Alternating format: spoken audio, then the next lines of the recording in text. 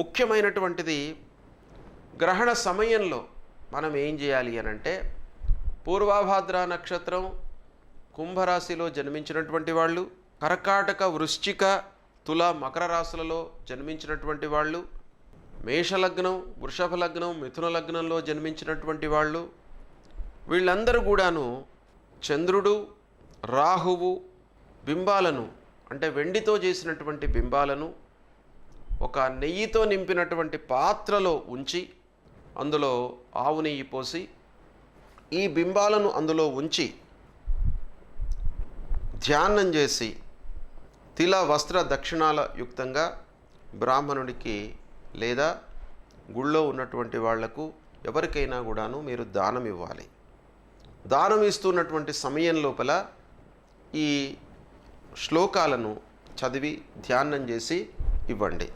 ఏంటంటే తమోమయ మహాభీమ సోమసూర్య విమర్దన హేమతార ప్రదానేన మమ శాంతి ప్రదోభవ విదుంతుద నమస్తుభ్యం సింహికా నందనాచ్యుత దానేనానేన నాగస్య రక్షమాం వేదజాద్భయాత్ అను ఈ 2 మంత్రాలను ఈ శ్లోకాలను ఉచ్చరించి దానం ఇవ్వండి.